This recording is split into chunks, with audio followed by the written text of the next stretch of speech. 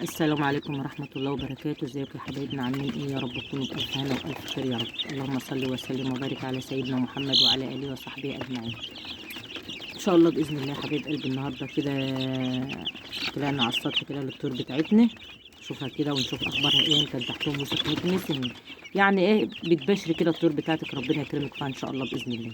فأنا طلعت يا حبايب قلبي النهاردة بسم الله ما شاء الله، انتوا كنتوا عارفين أنا كنت كنسلهم امبارح الصبح زي ما انتم شايفين كده بسم الله ما شاء الله. يعني النشاره لسه ناشفه، ما فيش فيها اي حاجه. انتوا عارفين اما الطيور طول ما هي لسه صغيره يعني ايه ما بترطش قوي او بتعك قوي زي ما بتكبر. فما دام النشاره ناشفه يا حبايب قلبي كده هسيبهم برضو لحد اخر النهار، قبل ما يعني ايه قبل ما يعني يباتوا كده ابقى اكنس تحتهم طول النهار بقى ايه، تبقى دي تفضل تحتهم لان هي لسه ناشفه وكده. واخر النهار ان شاء الله باذن الله احط لهم شويه ايه ناشفين تانيين او نضاف يعني. زي ما انتوا عارفين الفراخ البلدي او زي ما انا قايله لكم انا ما بعملهاش اي حاجه يا حبيب قلبي، لا خلطات ولا وصفات ولا اي حاجه خالص. التدفئه والنظافه دي اهم حاجه في الفراخ بتاعتي، يعني دي اهم حاجه. اعتنيتي بيهم، نظفت تحتهم، التدفئه بتاعتهم حلوه عشان اليومين دول ساقعه برضو، الجو مش متظبط. الجو برضو بيجي بالليل ويبرد قوي، مهما يكون برضو اليومين اللي كانوا فاتوا الشمس حلوه بالنهار، بس بيجي بالليل ويبرد قوي يا حبيب قلبي. فدي اهم حاجه عند الفراخ بتاعتك تبقي واخده بالك منها في التدفئه وفي النظافه تحتها. النهارده حطيت لهم حاجه يعني قوقيه كده، هم ما عندهمش اسهالات ولا حاجه بسم الله ما شاء الله، يعني ربنا يبارك لنا ولكم. ما عندهمش، بس انا حطيت لهم قوقيه كده. انتوا كنتوا عارفين يا حبايب قلبي في دورات الفراخ البيضاء اما كان معايا دوره وكان فيها بعض فرخ كده عنده نوع يعني اسهال، فانا كنت على طول احط لهم النشا. فانا النهارده يا حبايب قلبي جبت قيمه كيلو ونص علف كده اللي انا ببقى احطه مثلا قدامهم، لان انتوا عارفين انا كبرت الوعي قدامهم زي ما انتوا شايفين كده. حط لهم معلقتين كبار، حشت بقى الاطباق الصغيره ديت وحطيت لهم ايه اطباق برده بس على اكبر كده زي ما انتوا شايفين كده. جبت النهارده 4 معالق نشا كبار، قلبتهم في العلف وقمت حطهم له قوقايه بس كده. وحتى لو انت عندك لا قدر الله فراخ او اي حاجه عندها اسهالات، النشا دي بسم الله ما شاء الله عن تجربه، واللي كان شايف الفراخ البيضاء بتاعتي كانت في دوره معايا وكان فيهم زي ما انا قلت لكم بعض فرخ عنده اسهالات وحطيت لهم النشا يومين اتنين، تالت يوم ما لقيت الاسهالات دي قطعت خالص، وبسم الله ما شاء الله الفراخ بقت زي العسل وزي الهنا. فانا النهارده قلت الحاجه موجوده في البيت ومش هتخسر ولا حاجه، قلت لها قلت ايه اعمل قوقيه كده، اقلب لهم ايه معلقتين 3 كده كبار في قلب العلف واحط قدامهم. دي اللي انا عملت لهم النهارده حبايب قلبي. عندك اسهالات تحطي، ما عندكيش حطهم قوقايه، هو الحاجه موجوده في البيت يعني وكده. دي اللي انا عملت لهم النهارده، غير كده ما بعمل لهمش اي حاجه. والميه ساعات ببقى احط لهم برده حبايب قلبي ايه بعد يوم كده او كل يومين احط لهم مثلا ايه ربع كوبايه خل في الميه، بحيث انتوا عارفين هم بقى لهم مده وبياكلوا علف وكده، وانتوا عارفين العلف بيبقى فيه نسبه من السموم. فهو الخل هو يعني مضاد للسموم، بدل ما تشتري مثلا دواء للسموم او حاجه، هو الخل بيديك النتيجه اللي بتشتريها او هتشتريها من بره. وتحطي ربع معلقه على السقايه اللي هي زي بتاعتنا ديت يا حبايب قلبي، دي بتهيألي 4 لتر، دي السقايه بتاعتي ديت 4 لتر، اقوم حاطه عليها ربع معلقه خل، ربع كوبايه خل كل يومين كل 3 ايام، بحيث اللي هي بقى ايه مضاد للسموم كده. غير كده يا حبايب قلبي ما بعملهمش اي حاجه خالص خالص خالص. ربنا يكرمنا ويكرمكم يا رب ان شاء الله باذن الله، وما يخسرش حد، وربنا يطعمنا منهم ان شاء الله باذن الله. زي ما انتم شايفين كده الفراخ البيضاء برده معاهم اهي بقت زي العسل وزي القشطه اهي بسم الله ما شاء الله، هنا هنا هنا اهم. كنت منزلاهم بعد ما البلد زي ما انتم عارفين جاب 3 ايام بس، بسم الله ما شاء الله مشوا مع بعض كده وبقوا زي العسل وزي الهنا اهو.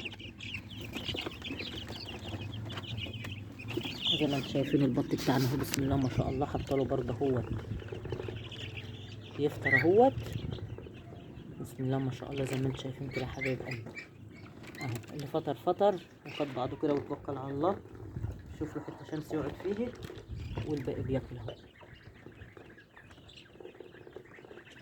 اهم حاجه زي ما انا قلت لك بتقومي كده ايه الصبح كده على الطيور بتاعتك، اول حاجه تشوفي تحتها ناشف مبلول، عايزين تطربي تحتهم بتبني بقى او بنشاره. اهم حاجه التدفئه والنظافه والفرشه تكون ناشفه تحت الطيور بتاعتك. بعد كده انسي خالص بقى اي حاجه.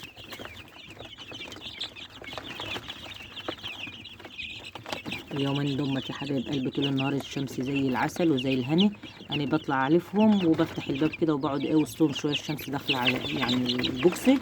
بسم الله ما شاء الله، بيبقوا مبسوطين من الشمس داخله لهم كده في البوكس زي ما انتم شايفين كده، وبتبقى الفراخ معانا مبسوطه كده وزي العسل وزي الهنا. ربنا يبارك لنا ولكم يا رب.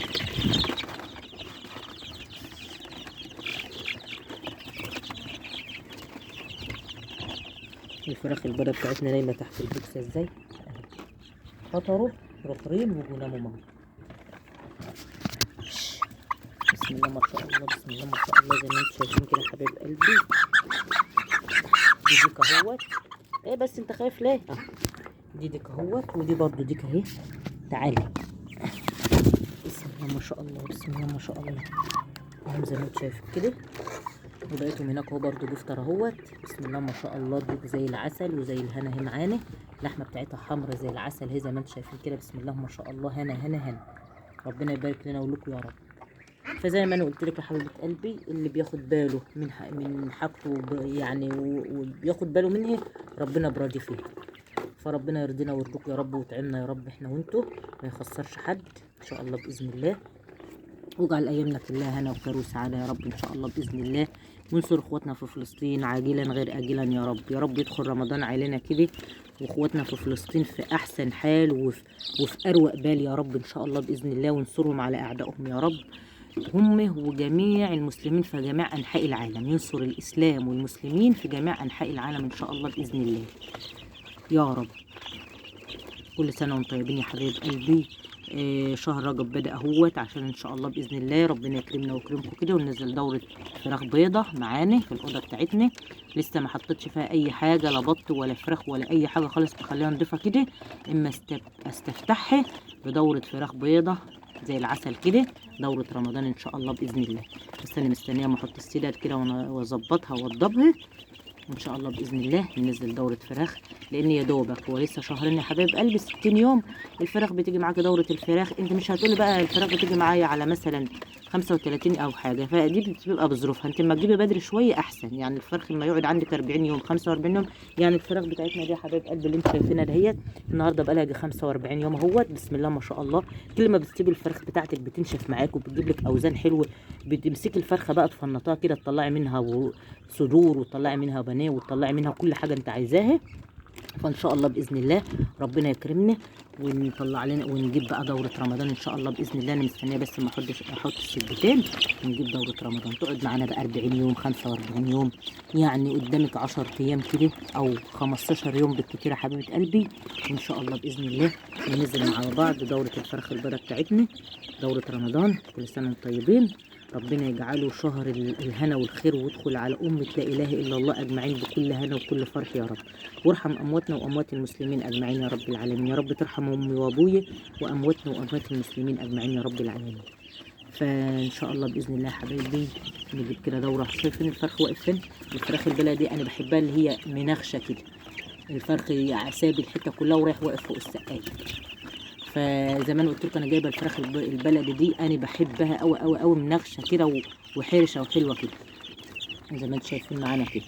فربنا يبارك لنا ولكم يا رب وما يخسرش حد. زي ما انا قلت لكم اللي عايزه بقى تنزل دوره فراخ ابيض لرمضان، يعني 10 ايام بالكتير يا حبيبه قلبي، لان الفراخ هتغلى الاسبوع الجاي. الفراخ النهارده ب 28 جنيه، يعني انا سائله. انا كنت جايبه ال 15 ده هم زي ما انا قلت لكم كان 25 جنيه وكنت مستغلياهم، لان كنت جايباهم قبلهم باسبوع ب 18 جنيه. فكل ما رمضان هيدخل او كل ما الموسم بقى بتاع دوره رمضان هتيجي هتلاقي الفراخ غلت معاك. فالواحد يجيب الوقت، يعني هو النهارده انا سائله على الفراخ البيضه الكتكوت ب 28 جنيه. فربنا يسهل كده ونجيب قبل ما الفراخ تغلي، لان كل ما ان شاء الله باذن الله رمضان هيقرب او دوره رمضان هتقرب هتلاقي الفراخ وصلت ممكن ل 30 جنيه ل 40 جنيه. والفراخ كل ما بتفضل عندك زي ما انت شايف، يعني الفراخ عندي بسم الله ما شاء الله كل ما بسيبها بتنشف وبتكبر وبتبقى طعمها زي العسل وزي القشطه. فربنا يسهل ان شاء الله باذن الله يا حبايب قلبي، ويكرمنا ويكرمكم يا رب ان شاء الله باذن الله، ويطعمنا ويطعمكم، واجعل ايامنا كلها هنا ان شاء الله باذن الله. ده كان يوم معاكم النهارده، وده كان الروتين بتاعي معاكم النهارده يا حبايب قلبي. السلام عليكم ورحمه الله وبركاته.